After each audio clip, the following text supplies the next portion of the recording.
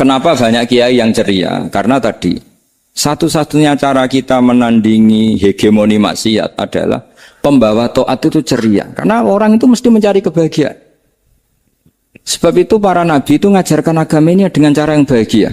Misalnya mangqala la ilaha illallah dakhalal jannah. Nabi tidak ngendikan gini, mangqala la ilaha illallah terus sholatnya benar, puasanya benar, belajarnya benar, jadi kiainya benar. Wah itu kalau itu panjang sekali, banyak yang nggak masuk surga. Sementara kubu yang lain kampanye, sudah tenang bersama bapaknya di surga. Lah kita kampanyenya, kon sholat ra mesti ditompo, puasa ra mesti ditompo. Wes repot, syaratnya ditompo ikhlas wangel, kowe ora bakal iso. Berarti maknanya kan ra bakal mlebu swarga. Akhirnya wong kan mikir, wis salat tetep ra swarga, poso tetep ra swarga, mendingan ra salat. Jadi kita ini kan bersaing sama kampanye aku sebelah gitu. Makanya saya milih manhaj pokoknya Islam apik. Tapi bukan berarti saya menyepelekan aturan-aturan dalam salat, karena yang kampanye itu sudah banyak. Biasanya kiai-kiai sing kereng kampanye tentang sing kereng-kereng nih. Itu saya manfaatkan, ya sudah, itu bagian jenengan. Jadi orang itu harus mikir. Agama Kristen itu diterima di Eropa di mana-mana. Di antara sebabnya adalah karena orang dijamin masuk surga. Orang mau kayak apa faseknya tetap kalau mati bersama. Kita enggak. Sudah kiai, sudah mulang terus masih didoain. Semoga amal baiknya diterima, amal buruknya masih ngeper apa? Sehingga Rasulullah, kalau kita meyakini syafaat Rasulullah SAW, itu cara berpikir harus kita balik. Misalnya begini, wong Islam nakale ngono, penggaweane maksiat kok disyafaati Kanjeng Nabi kurang penggawean. Caranya berpikir jangan gitu. Kalau gitu kayak mari mangkal, wong nakale ngono kok untuk syafaati Kanjeng. Tapi cara berpikir gini, syafaatu Rasulillah itu wasi'ah, luas sekali. Syafaatu Rasulillah ghairu munhasirah, tidak terbatas. Syafaatu Rasulillah itu lebih sakti ketimbang dosanya umatnya. Semua ulama dulu kalau nyifati Allah juga gitu. Allahumma misalnya, maghfiratuka awsa'u min dzunubina. Ya, yang misalnya yang pakai mutakalim ya, Allahumma maghfiratuka awsa'u min dzunubi wa rahmatuka arja inti min amali. Jadi jangan kitanya dulu. Kalau kitanya dulu kan nyifati kita dosa banyak. Itu sama ndak usah ngaku, sudah tahu semua. Tapi nyifati pertamanya apa? Allahumma maghfiratuka awsa'u min dzunubi wa rahmatuka arja inti min. Sehingga dari nyifati maghfiratullah yang wasi'ah, yang tidak terbatas, kemudian kita sah mengatakan bahwa ahlul maksiat pun mungkin atau berhak dapat ampunan. Sama. Syafa'atu Rasulillah itu ghairu munhasirah. Syafa'atu Rasulillah itu wasi'ah. Sehingga sahlah riwayat syafa'ati li ahlil kabair min ummat. Itu bukan menyangkut melegalkan kabirah. Bukan menyangkut mengesahkan orang Islam dosa besar, karena nanti dapat syafaatnya Rasul.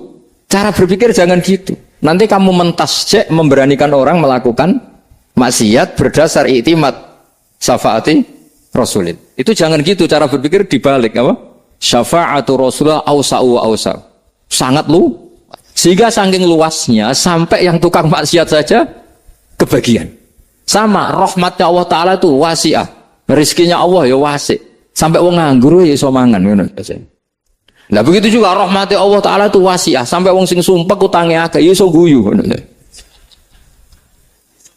Lah itu.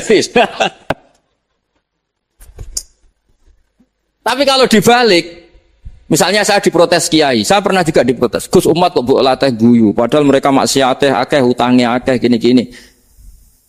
Karena kamu menyifati orangnya. Kalau menyifati orangnya sampean guyu haram. Utang jatuh tempo, sampean gak mikir dosa ndak? Dosa. Jadi kiai muridnya goblok kok kiai ini kurang tahajud itu ya dosa. Jadi kiai kok muridnya goblok tenang wae. Sementing untuk sowanan itu amatir ya kan. Mestinya cara berpikir dibalik. Rahmatullah wasi'ah. Rizquhu ya wasi', fadluhu wasi'. Sampai wong sumpek wae iso guyu. Sehingga kita ini sudah objek. Loh, kita ini tidak subjek. Di alam raya ini kita tidak subjek, tapi apa? Objek. Makanya saya berkali-kali mengatakan, mbok kayak apa sumpeknya kita, tetap wong iso guyu. Karena apa? Allah mensifati dirinya wa annahu wa adhaka wa abka. Allah itu adhaka, zat yang memberi orang iso guyu. Wa abka lan zat sing maringi wong iso nangis. Karena sifatnya Allah Ta'ala pasti nafidah, sifatnya Allah Ta'ala pasti terjadi. Dan kita objek. Makanya wong sumpah utangnya akeh, bojo ora percaya, tangga ora percaya, nak guyu banter-banter. Karena Allah itu adhaka, zat sing maringi guyu. Wa abka. Sudah presiden, sudah gubernur, sudah menteri. Nah Allah kepengen nangis, no yo nangis. Coba ngeluhnya apa kalau misalnya jenengan seorang mantan presiden atau mantan gubernur. Kadang anaknya calonan RT mau menang bunda. Ngeluhnya apa orang alim misalnya, alim alama, anaknya mau jadi jurumiyah raiso. Susah. Kaya raya anaknya jadi pasien, susah. Allah punya cara untuk abegah, untuk bikin orang nangis. Nah karena kita ini objek, pasti sesupuk apapun orang yang bisa tertawa, ya bisa nangis. Makanya banyak ulama yang nggak terlalu serius mikir agama ini. Bukan karena dablek, enggak. Karena Allah mensifati dirinya Al-Hadi, yang memberi petunjuk. Kita nggak ditunggoni Kanjeng Nabi, nggak ditunggoni Wali Songo, nggak ditunggoni para Alawiyin yang dulu. Nggak ditunggoni Habib-Habib yang kayak Said Abdul Al-Haddad. Tapi karena Allah itu Al-Hadi, yang memberi petunjuk. Dan sifatnya Allah Ta'ala la bidda wa ayat takuna nafidah. Sifatnya Allah pasti nafidah. Amerika kayak apa liberalnya. Sekarang trennya juga banyak yang masuk Islam. Kampung-kampung pedalaman nggak ada kiainya, cukup mudin. Kadang yang membawa agama itu orang yang ke situ mau nyari kayu. Orang yang di pedalaman Kalimantan, Sulawesi itu pertama itu nyari kayu. Tapi bawaan hidayat, lama-lama bikin masjid. Saya pernah di Korea, ke sana orang nyari uang. Niatnya juga nyari uang, tapi akhirnya tersiksa kalau enggak bikin masjid. Karena apa? Karena Allah itu Al-Hadi, zat yang memberi petunjuk. Nah, kamu tidak usah khawatir. Agama ini pasti jalan ila yaumil qiyamah. Karena Allah Al-Hadi. Sama. Mbok kamu umat mbok weden-wedeni kowe ku amalan ora mesti ditampa. Nek ora ditampa mlebu neraka. Ngono mulai ngaji ya tenang ae. Tenang, santai. Bahkan kadang bilang gini, Pak Yai tadi gak bener, masa ngecap orang lebu neraka. Kita yang masyarakatnya gak tahu pintunya, Pak kayaknya tahu pintunya. Karena orang itu punya cara. Loh ya betul. Orang Bedui itu kalau ngaji sama Nabi itu lebih unik timbang yang soleh, timbang yang pinter. Sehingga banyak ilmu itu ditemukan dari orang Bedui. Karena cara berpikir itu aneh. Kalau orang soleh, orang waras kan berpikirnya ada aneh, standar. Jadi orang Bedui itu aneh. Pernah suatu saat Rasulullah itu khutbah cerita kiamat. Wah dasarnya kiamat kayak apa? Semua orang diam nangis semua. Orang Bedui enggak, lebih cerdas. Ini Nabi itu cerita kiamat kok ada tanggalnya ini gimana? Orang nangis semua karena dasarnya kiamat kayak gitu. Bumi dihancurkan wus. Pantas sudah nangis dewi-dewi. Ya ono sing nangis pabrik banyune macam-macam ya. Ini kalau kiamat gimana? Ini perjalanan air kemasan saya kan orang mikir. Mikir dewe-dewe gitu. Tapi ini enggak. Orang Bedui cara berpikir itu enggak. Malah, ya Rasulullah, mata sa'ah. Engkau itu cerita kiamat tapi enggak jelas tanggalnya. Kalau cerita kiamat ya harus jelas dong kapannya. Jadi unik. Jadi cara berpikir, sahabat kaget semua loh. Kaget. Karena enggak kepikiran. Nabi A'radu anhu, A'radu itu mengabaikan. Banyak sahabat yang menganalisis lam yasma kan. Nabi memang nggak dengar sehingga mengabaikan. Ada yang analisis lagi sami'a wa kariha. Sebenarnya Nabi dengar cuma nggak berkenan karena tengah-tengahnya khutbah kok tanya. Tapi si Arabi ini cerdas, masuk akal kan? Misalnya mau pilihan presiden, orang mesti tanya kapan kan gitu. Ya kan? Mau ganti presiden atau ganti bupati, takarannya orang kan kapan?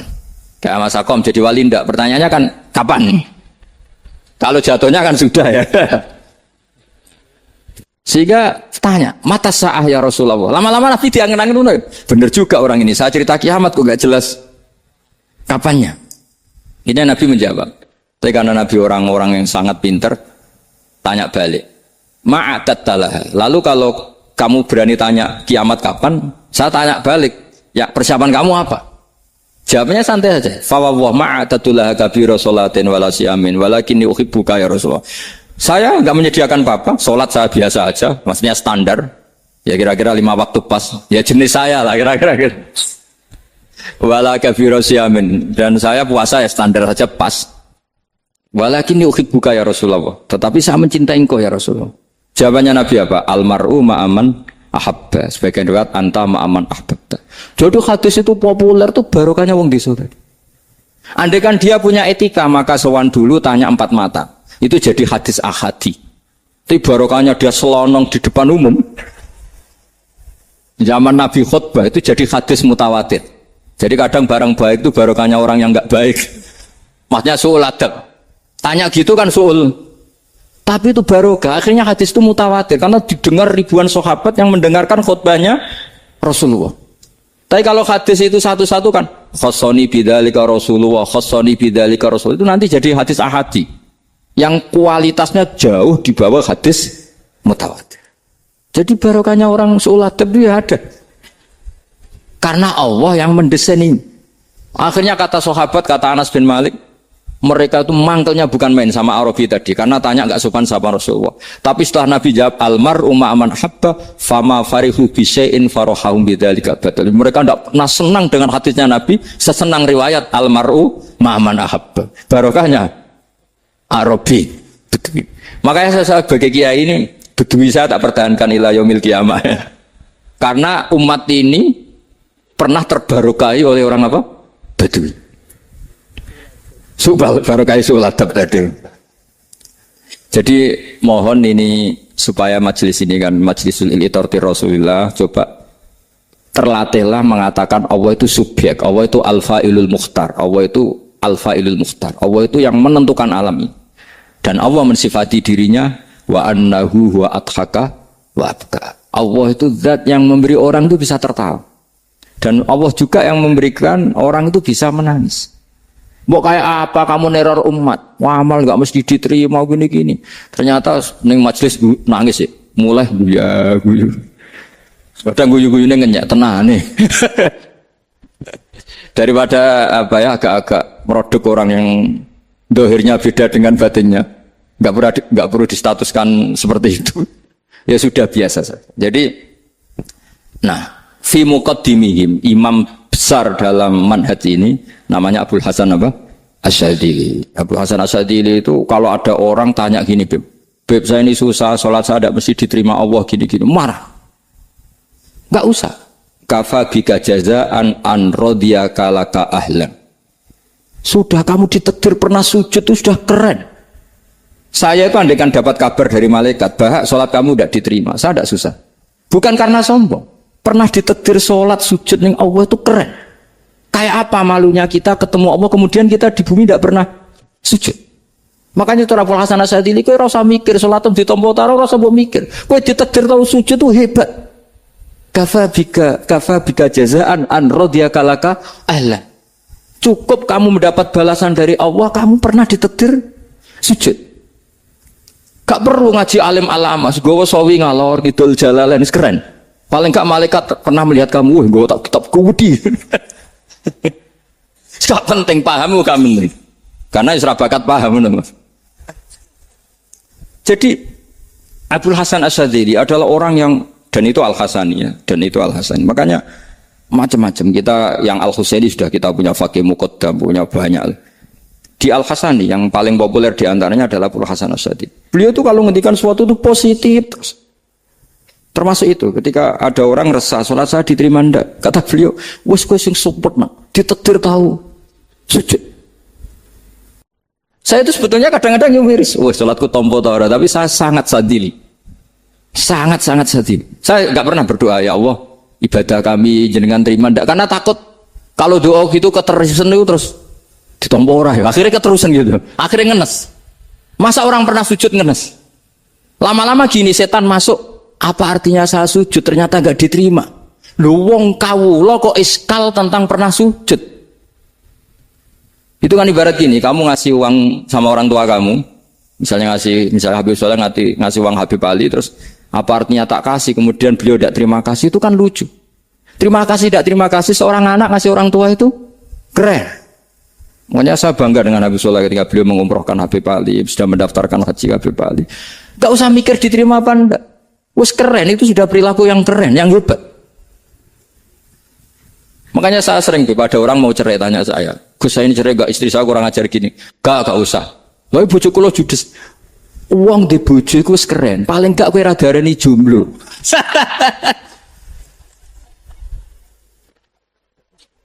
Oh, diarani duda ora enak. Wes luwe sabar ndi diarani duda mek diarani bojo judes. Enak bojo judes cek gagah. Di bojo lah. Oh, provokator itu. Jadi kafabiga jazaan an radhiya kala ka'alan. Sudah ditedir pernah sujud itu sudah keren. Dulu ulama ala hadan nampak. Ulama dulu cara berpikir seperti itu. Makanya ulama dulu kalau nafsiri wasjud waqtarib sudah pernah sujud. Di Quran enggak pernah. Ada ayat wasjud san sujudo siro ingkana kada wa kada ing kunta mutayakinan biqabuli sujudi. Kan ada sujud ya sujud saja, enggak usah mikir makbul apa enggak makbul. Sudah kalau sujud pasti waqtarib.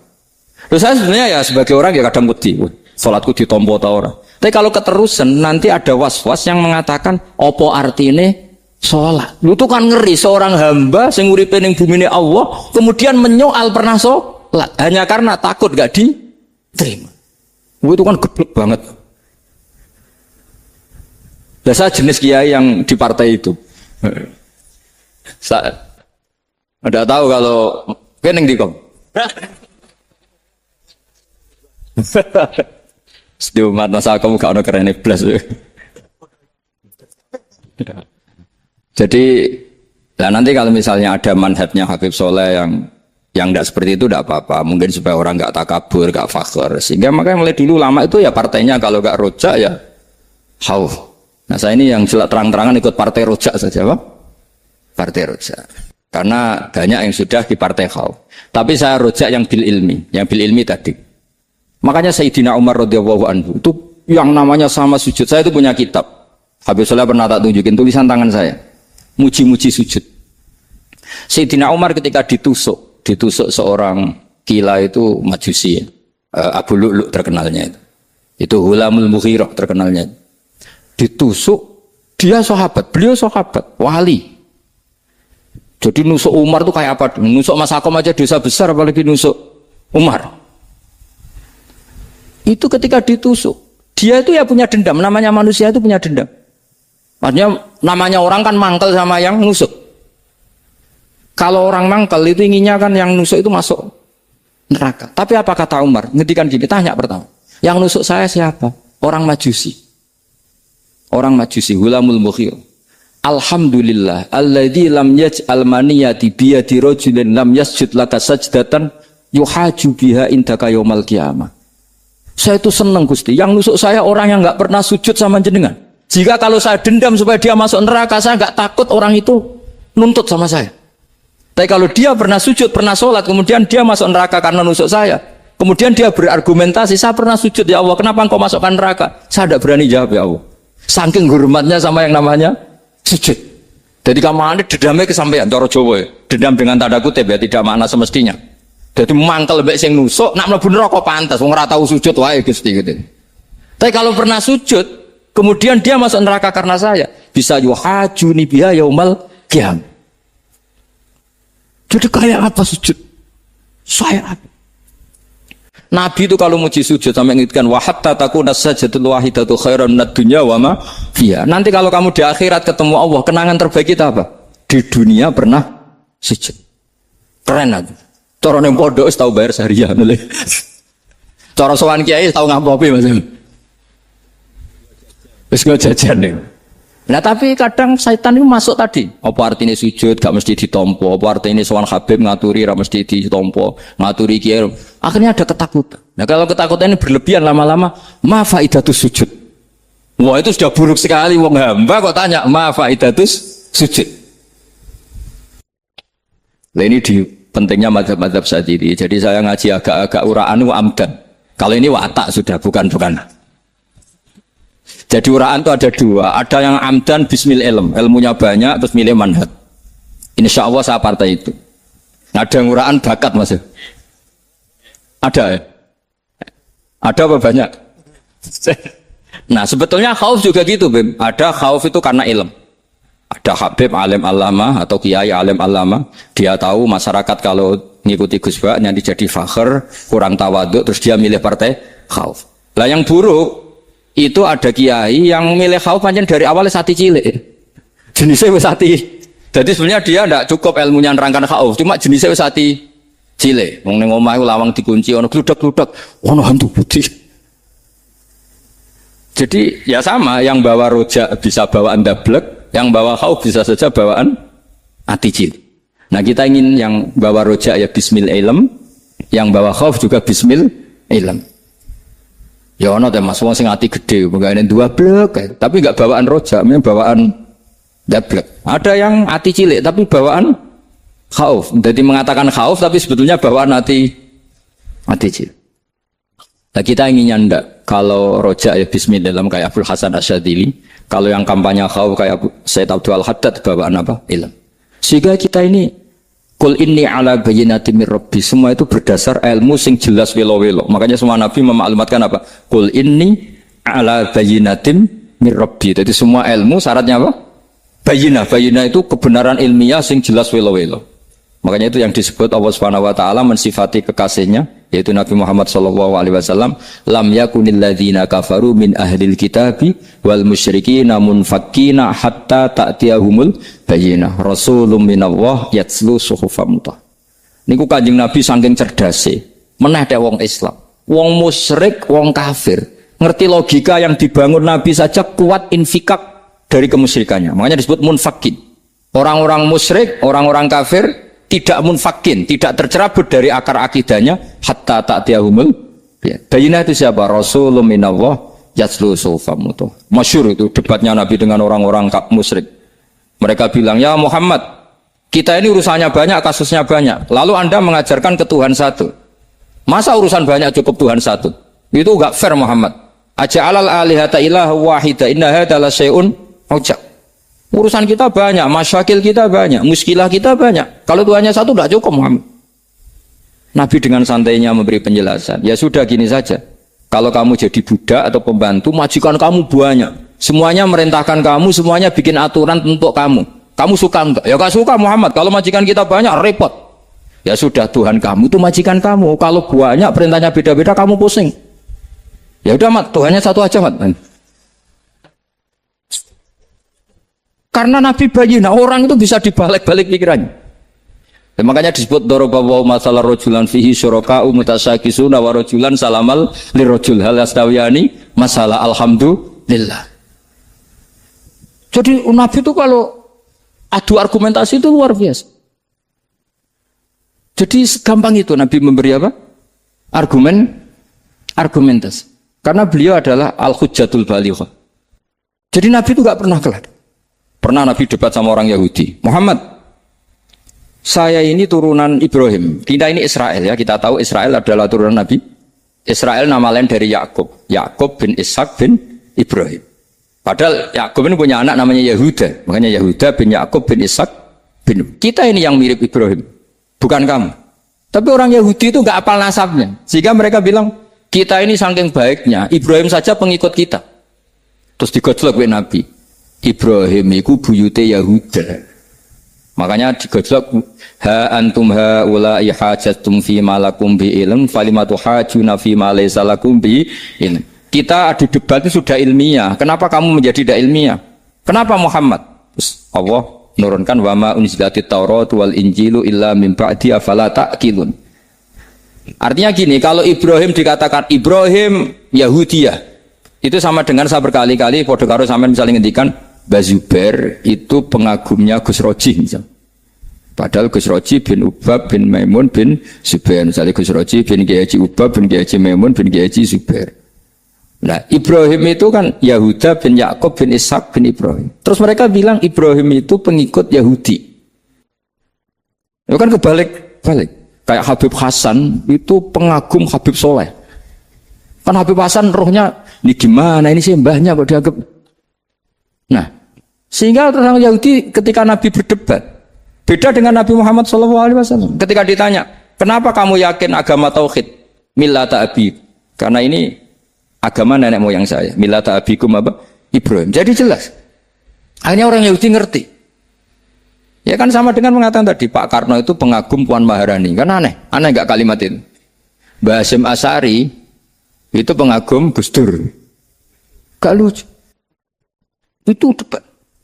Jadi Nabi itu orang yang bayina. Bayina itu kalau menerangkan kebenaran itu bahkan orang kafir pun bisa infikak, bisa munfakin, tercerabut dari akar. Nabi itu mudah sekali merubah logika. Makanya di Quran sering ada kata aro'aitum. Karena memang tadi. Nah saya mohon apapun pilihan Anda rojak kayak Abul Hasan Asy'adzili tadi. Ketika orang resah sujudnya diterima apa enggak, sholatnya diterima apa enggak, beliau bisa berargumentasi betapa pentingnya sujud. Wes aja kowe iku kawula, tahu sujud iku keren. Saman bayangkan betapa malunya kita. Kalau kita ketemu Allah kemudian di dunia enggak pernah. Lho paribasane kula mlebu swarga lah iku isin. Mlebu swarga, tapi ning donya ora tahu. Isin. Sama seperti kowe di guru, saurip-uripmu ora tahu salam templek isin. Kira-kira seperti, meskipun salam template ora penting. Ya ora penting toh, misalnya soalnya salam template 50.000, duwe wis akeh ngono kan. Nama sakom penting kudu rokok. Itu bukan nilainya kok, betapa malunya kita. Saya dulu mau sarang, andai kan tidak pernah khidmah sama you, malu tenan sebagai apa? Santri. Makanya Sayyidina Umar ketika beliau dibunuh orang, itu pertanyaan pertama, dia pernah sujud enggak? Enggak pernah. Andai kan dia pernah sujud, maka saya tidak berani masukkan dia masuk neraka. Takutnya dia protes sama Allah, ya Allah saya pernah sujud, kenapa harus di neraka? Atau Umar ditanya Allah gini, Umar, kue ridho wong sing tahu nyembah aku, kemudian dia di neraka. Kayak apa? Jadi makanya Umar ketika wafat ketika alhamdulillah alladzi lam yaj'al maniyati biyadi rajulin lam yasjud laka sajdah. Ya jadi saya mohon sekali jadi majelis ini sebuah majelis mubarak, caranya tauhidnya dibenarin. Apa tauhidnya dibenarin? Jadi Allah itu adhaka wa abka, Allah itu al-hadi, Allah itu ar-razzaq. Sehingga menteri ekonomi mbok salah rumusillah wong tetep mangan. Mergo Allah itu ar-razzaq. Mbok negara dikelola keliru lah wong tetep mangan, wong Allah itu ar-razzaq. Kiai rada akeh sing di masalah. Tapi ya tetep agama ini jalan. Lho andai kan syaratnya agama ini kiai ini bener, wah ya repot. Kowe iso bayangno masakom bener terus. Tapi agama ini berkali-kali coba di TV itu banyak nyun sewu, ada ustadz, ada kasus apa, ada kiai, kadang ada masalah hukum. Agama ini jatuh enggak masalah. Padahal di TV sudah dinasionalkan kan, ada kiai terlibat kasus hukum atau ustadz tertangkap karena melakukan apa itu. Tapi enggak ngefek karena agama ini bihifdzillah wa biriayatillah. Sama. Negara mana-mana kadang manajemen ekonominya enggak jelas, tapi masyarakat ya makan karena Allah Razzaq. Sama, aku kancanan Mas Akom mengeluh, tapi Allah adhaka, akhirnya iso guyu. Padahal orang untungnya blas kancanan dede. Tapi karena Allah itu adhaka. Nah kita dengan istri yang kita cintai, dengan keluarga kadang yang nangis. Karena Allah itu zat yang bisa memberi abka. Wa annahu adhaka wa abka. Terus wa annahu wa amata wa ahya. Kita tidak ingin mati. Wah ya mati saja karena kita objek. Nah, hidayah itu seperti itu. Allah al-hadi. Apa? Allah itu kayak apa Korea, negara ateis. Enggak kebayang di sana ada ngaji Aqidatul Awam, Mabadi' Fikih. Sekarang banyak. Saya tuh kalau beli Aqidatul Awam kerdusan, tak kirimkan ke Korea. Sebelum saya ke Korea, karena sebagian santri saya di Jogja. Di sana ada ngaji Aqidatul Awam, ngaji Takrib. Bahkan saya di sana dilakokno sakduna fid dunya. Kayak apa Allah kalau ingin bikin hidayah? Karena Allah itu al-hadi. Wong Indonesia digerakno seneng duit. Bareng wis seneng duit mau apa? Korea. Setelah di Korea tersiksa karena enggak ada tempat sujud. Akhirnya urunan. Segampang itu kalau Allah menghendaki. Itu enggak dibenem MUI, enggak dibenem. Karena Allah al-hadi.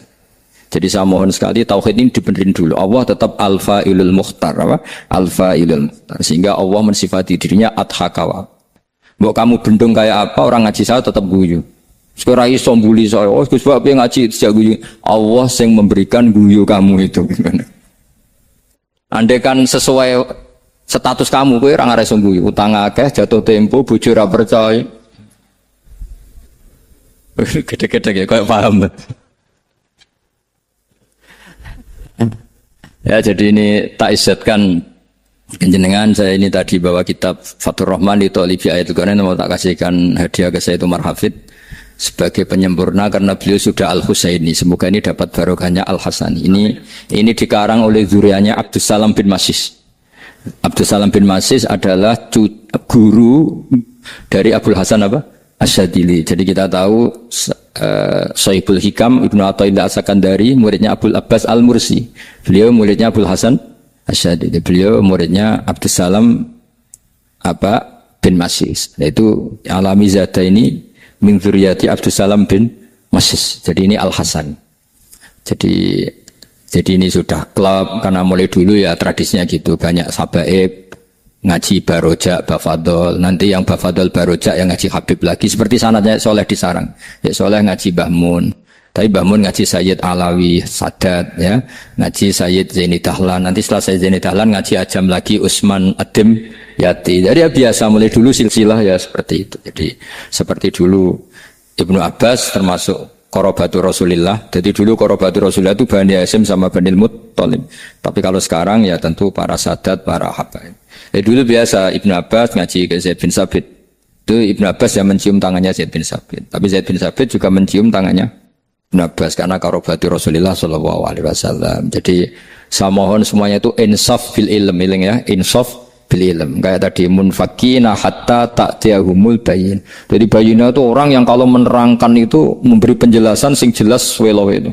Itu siapa? Rasulun minallah yatslu suhufam mutahharah. Beri Al-Fatihah.